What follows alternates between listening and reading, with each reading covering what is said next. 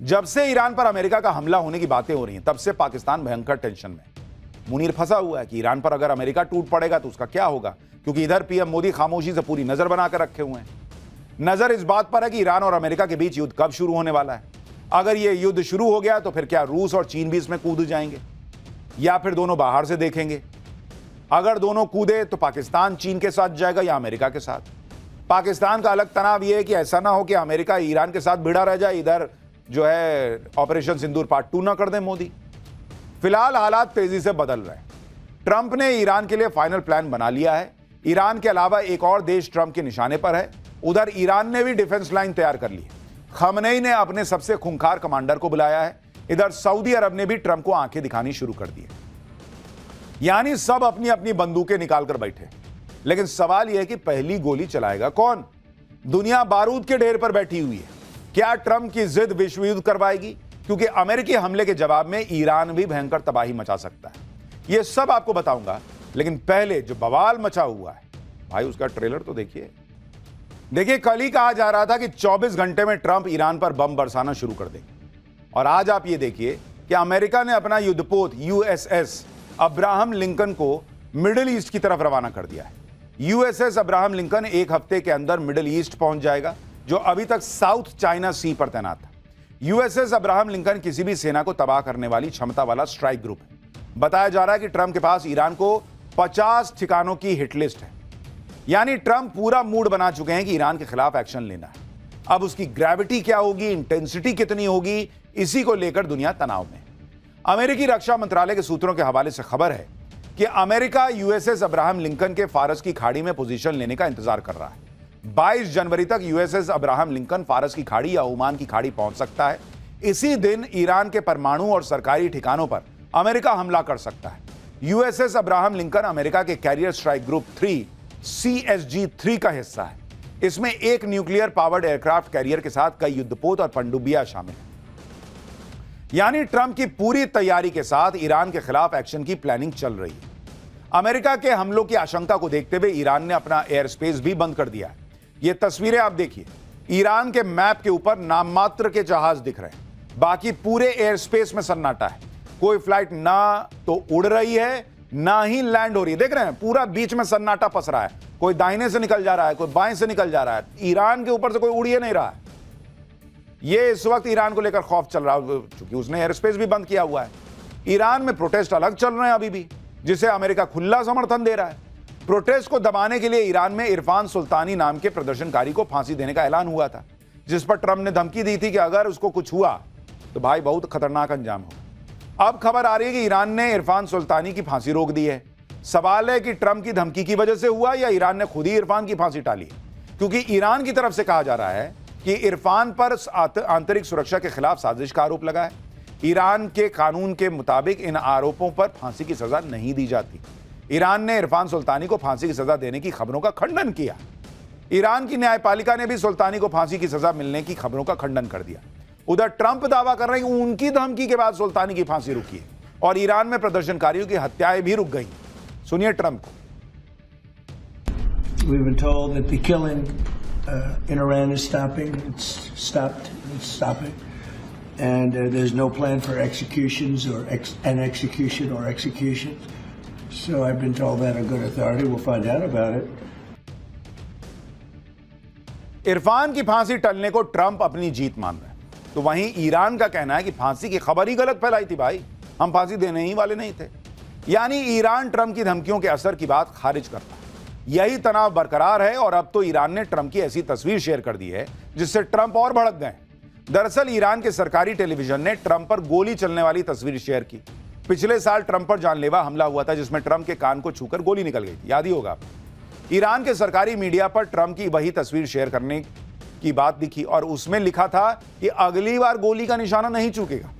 इसे ट्रंप को ईरान की डायरेक्ट धमकी माना जा रहा है। लोग तो यह भी चर्चा कर रहे हैं कि क्या ट्रंप पर हुए हमले के पीछे कहीं ईरान का हाथ था क्या? लेकिन लोग यह भी कह रहे हैं कि इतना नहीं है कि ईरान ट्रंप को मरवा देगा। लेकिन अलग अलग तरह की बात चल रही है। फिलहाल अगर सुल्तानी को फांसी नहीं हुई है तो यह भी एक मौका है ईरान और अमेरिका के पास कि भाई थोड़ी तनातनी कम हो। लेकिन ट्रंप की सनक का तो कोई हिसाब है नहीं, कब क्या कर दें। पाठशाला में अब अगला चैप्टर। 25 भैरव, 15 शक्तिबाण, 34 दिव्यास्त्र। मोदी के नए भारत की सेना ने वो दिखा दिया कि मुनीर आज रात सो नहीं पाएगा क्या। भारतीय सेना के शौर्य और पराक्रम की वो तस्वीरें लाया हूं जो पक्का बता रही हैं इस बार पाकिस्तान का फुल इलाज होगा। हाफिज सईद के आतंकियों ने अब खुला मान लिया मोदी ने पाकिस्तानी टेररिस्ट को मिट्टी में मिला दिया था। अब इसका चैप्टर। उधर ट्रंप ईरान को ठोकने वाले हैं, इधर मुनीर पीएम मोदी से घबराया हुआ है कि मोदी पता नहीं कब क्या कर दें। इसी बीच आज भारत की सेना ने वो तस्वीरें दिखा दी जिन्हें देखकर मुनीर आज की रात शायद ही सो पाए। भारतीय सेना के शौर्य और पराक्रम की ये तस्वीरें जो खुल्लम खुल्ला ऐलान कर रही हैं कि इस बार पाकिस्तान ने गलती की तो भाई उसका फाइनल इलाज होगा। क्योंकि आप ये भी देखिए कि सेना प्रमुख के बाद अब रक्षा मंत्री राजनाथ सिंह ने ऐलान कर दिया है कि ऑपरेशन सिंदूर अभी खत्म नहीं हुआ है। आतंकियों और आतंकी सोच के खात्मे तक ऑपरेशन सिंदूर जारी रहेगा। रक्षा मंत्री की इस घोषणा के बीच सेना प्रमुख ने भारत की उस फ्यूचर फोर्स का खुलासा कर दिया जो पाकिस्तान में घुसकर उसे फोड़ने के लिए तैयार हो चुकी है। आज पाठशाला में मोदी के नए भारत की सेना के 25 भैरव, 15 शक्तिबाण और 34 दिव्यास्त्रों की पूरी डिटेल बताऊंगा।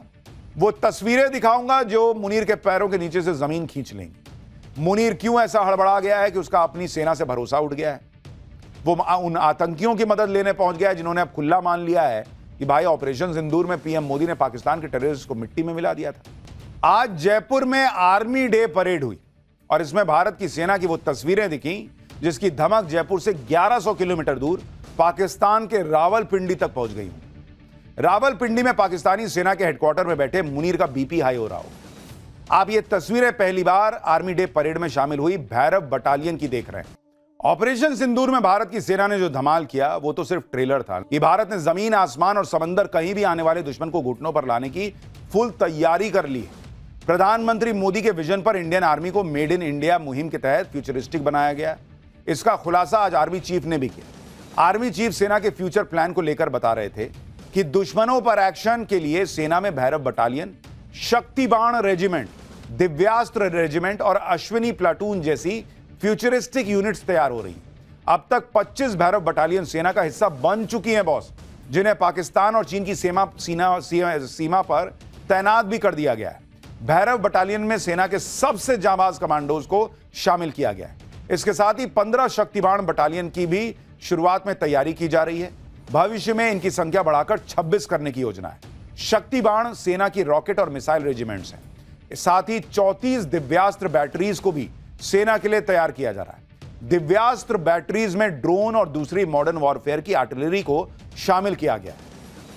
अश्विनी प्लाटून्स भी तैयार हो रहा है जिसमें जंग के लिए हर वक्त तैयार रहने वाले इन्फेंट्री बटालियंस को शामिल किया जाएगा। यानी भारत की तैयारी अलग लेवल पे जा रही है बॉस। और जो सेना प्रमुख ने कहा था कि हम तो पिछली बार ही भारतीय सेना अंदर घुस गई होती, तो सोचिए अब ये जो तैयारी है इसके साथ ये घुसेंगे तो क्या होगा। सुनिए भारतीय सेना के फ्यूचर प्लान पर आर्मी डे परेड में सेना प्रमुख जनरल उपेंद्र द्विवेदी ने क्या कहा है।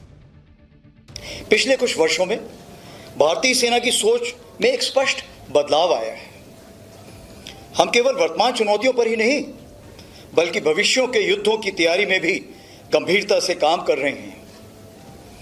इसी दिशा में नई संरचनाएं यानी नए स्ट्रक्चर्स बनाए जा रहे हैं जिन्हें भविष्य की आवश्यकताओं के अनुसार इक्विप और ट्रेन किया जा रहा है। इस परिवर्तन प्रक्रिया के अंतर्गत Bhairav battalions, Ashwini platoons, Shaktiban regiment, Divyastra battery जैसे नई इकाइयां खड़ी की गई हैं। हमारे इस परिवर्तन की आधारशिला आत्मनिर्भरता है जिसकी झलक आपको परेड के दौरान